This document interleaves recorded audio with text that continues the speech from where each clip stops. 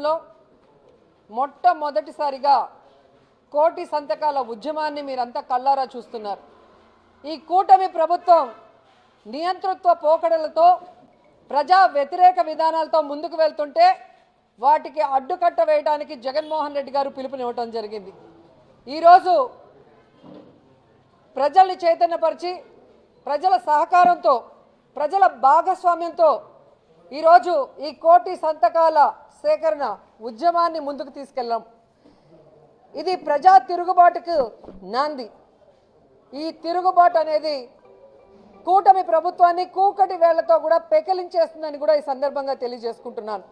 ఎందుకంటే ఈ రాష్ట్రంలో మొట్టమొదటిసారిగా అధికారంలోకి వచ్చి 18 నెలలు అవుతున్న చంద్రబాబు నాయుడు ప్రభుత్వం, కూటమి ప్రభుత్వం ఏమీ చేయలేదు, వాళ్ళ మీద విసిగిపోయి ఉన్నారు ప్రజలు అనడానికి నిదర్శనమే ఈ 1,30,00,000 సంతకాలను కూడా మీ అందరికి కూడా తెలియజేసుకుంటున్నా.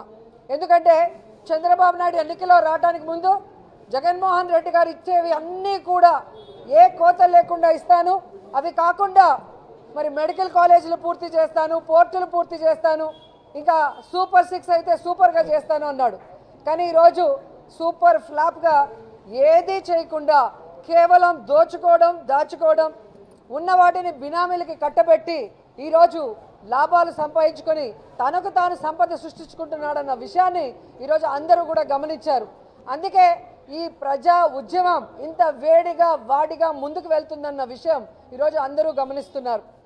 జగన్మోహన్ రెడ్డి గారు మొదటిసారి ముఖ్యమంత్రి అయినా, వయసులో చిన్నవాడైనా 17 మెడికల్ కాలేజీలకి శ్రీకారం చుట్టి 7 పూర్తి చేసి 6 రన్నింగ్లో ఉన్నాయి. పులివెందలది కూడా చంద్రబాబు నాయుడు కావాలనే దానికి సీట్లు వద్దని రిటర్న్ పంపించి ఆ కాలేజ్ నడవకుండా చేస్తున్నాడు అంటే ఎంత జగన్మోహన్ రెడ్డి గారి మీద అసూయతో ఉన్నాడో ఒకసారి ఆలోచించాలి.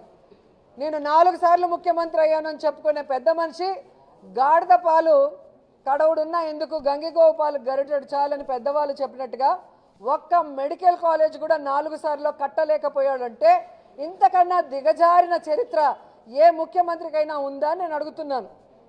అండ్ ఈరోజు అంటాడు అవి కట్టడం కష్టమంట. 2,66,000 కోట్ల అప్పు చేసిన నీకు 18 నెలల్లో 5,000 కోట్లు పెట్టి 10 మెడికల్ కాలేజీలు పూర్తి చేయలేరని అడుగుతున్నా. ఎందుకంటే ఈ పెద్ద మనిషి అంటాడు నేనే హైదరాబాద్ కట్టానని. మరి హైదరాబాద్ కట్టినోడికి 10 మెడికల్ కాలేజీలు పూర్తి చేయడానికి ఎందుకు చేత కాలేదని నేను అడుగుతున్నాను. నేనే సెల్ ఫోన్ కనిపెట్టానని చెప్పావు. మరి ఈరోజు వందలాది మంది పేద